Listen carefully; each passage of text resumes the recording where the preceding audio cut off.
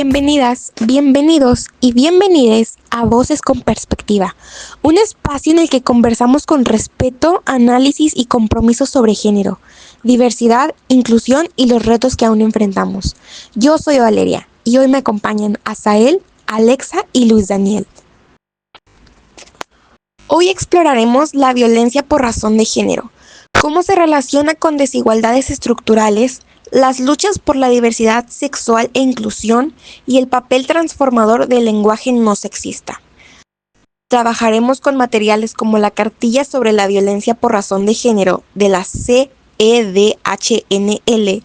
el texto La diversidad sexual y los retos de la igualdad y la inclusión de Flores Dávila y Macice y el manual de comunicación no sexista de Guichard Bello. Bueno, antes de entrar en materia, quiero que cada uno se presente y nos cuente qué perspectiva nos va a compartir el día de hoy.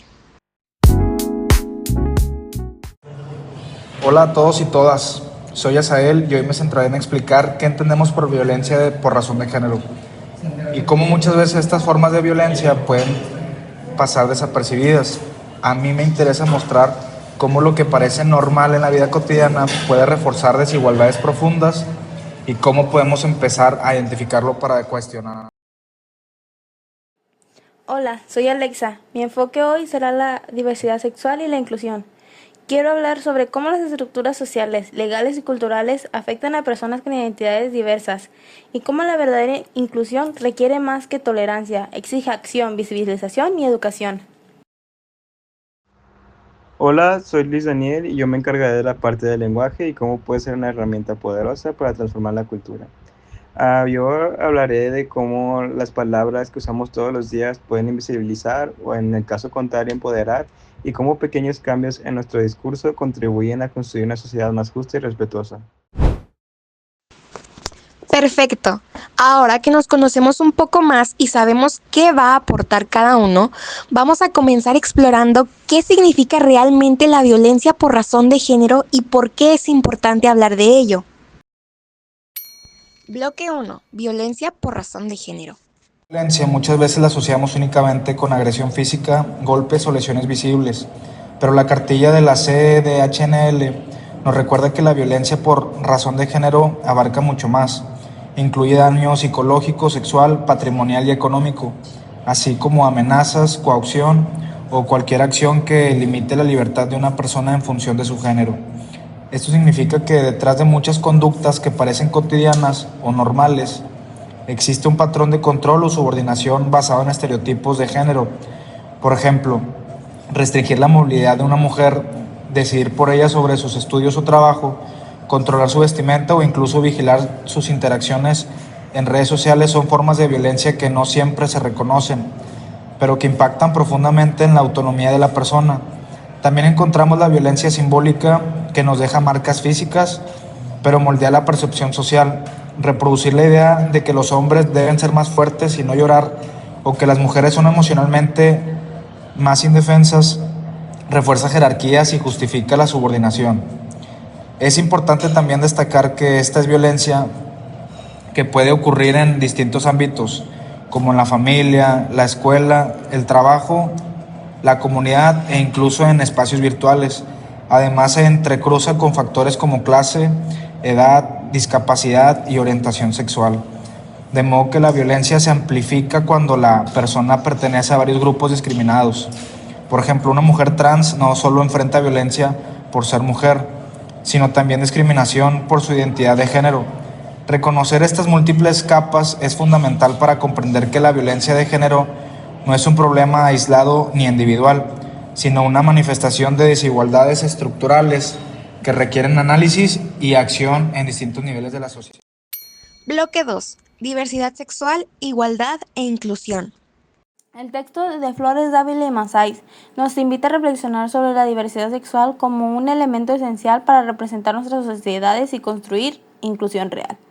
La diversidad no se refiere únicamente a tolerar la existencia de identidades y orientaciones sexuales diferentes, sino a transformar estructuras sociales, legales y culturales para que las personas tengan acceso real a derechos, oportunidades y reconocimientos. Esto implica no solo igualdad formal, en la que la ley declara que todos somos iguales, sino igualdad material, donde esa igualdad se traduzca en acciones concretas que permitan a todas las personas vivir sin miedo y con dignidad. El libro destaca que los obstáculos son tanto culturales como institucionales. Los prejuicios profundamente arraigados consideran que la heterosexualidad es la norma y que ciertos comportamientos son apropiados solo para hombres o mujeres, mientras que las instituciones muchas veces no reconocen identidades de géneros distintas al binario tradicional, lo que impide a muchas personas acceder a documentos, empleo, educación y servicios de salud de manera equitativa. Los ejemplos son numerosos y preocupantes. Una persona trans que no puede cambiar su nombre legal se enfrenta a la invisibilización, el estigma y la exclusión en múltiples espacios de la vida cotidiana, lo que aumenta su vulnerabilidad frente a la violencia. Además, el acoso escolar, la discriminación laboral y la violencia en espacios públicos reflejan que la inclusión no puede quedarse en palabras, sino que debe traducirse en políticas públicas, educación, sensibilización social y acciones que transformen la cultura.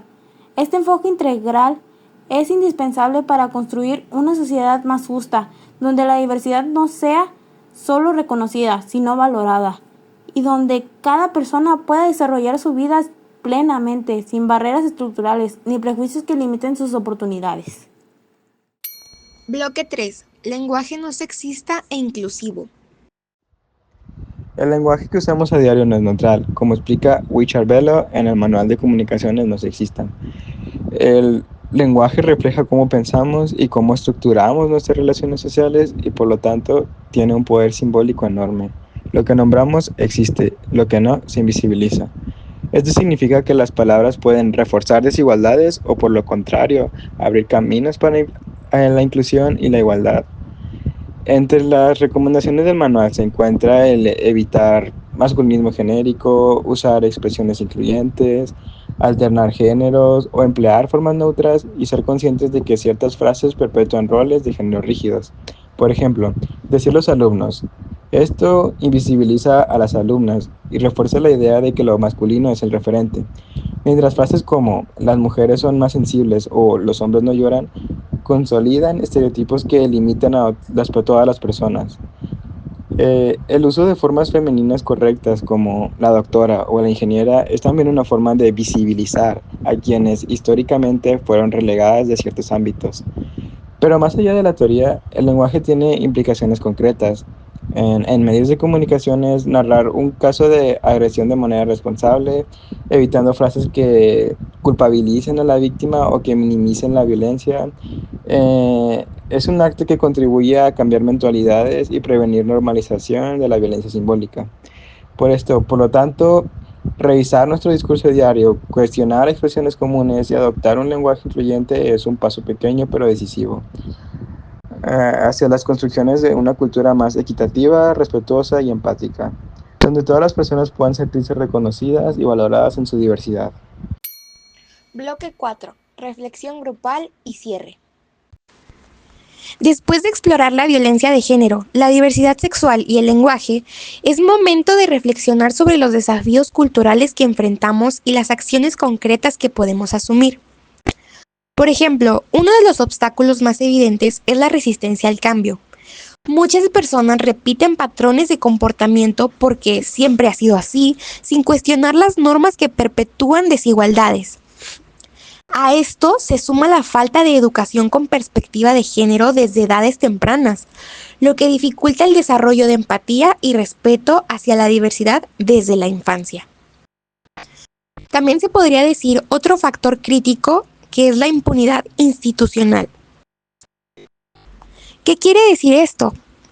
Quiere decir que si las agresiones no tienen consecuencias, se envía un mensaje de tolerancia hacia la violencia, reforzando un ciclo que es difícil de romper.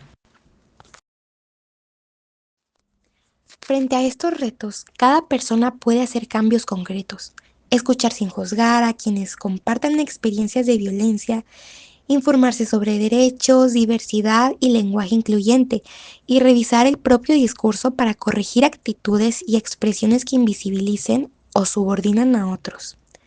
Además, podemos promover espacios seguros en la familia, la escuela, el trabajo y la comunidad, donde se practique la empatía, la inclusión y el respeto.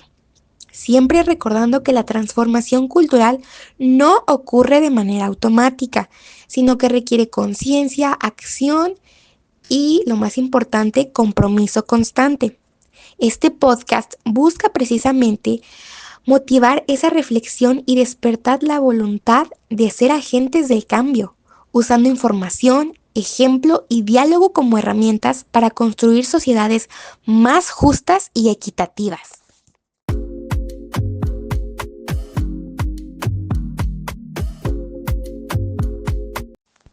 Hoy vimos que la violencia por razón de género, la discriminación hacia personas LGBTI+, y la manera que usamos el lenguaje están profundamente conectadas.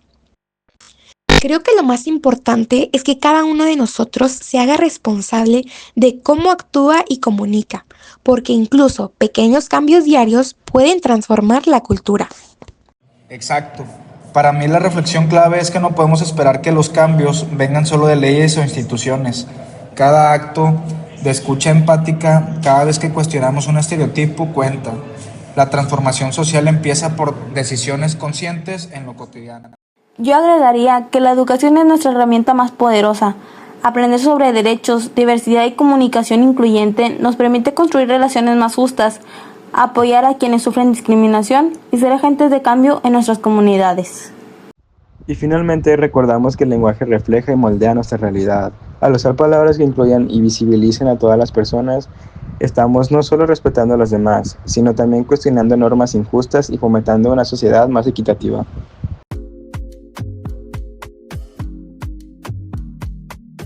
Muchas gracias por acompañarnos en este episodio de Voces con Perspectiva. Que estas conversaciones no queden solo en palabras, sino que se traduzcan en acción y en reflexión diaria. Nos escuchamos en el próximo episodio.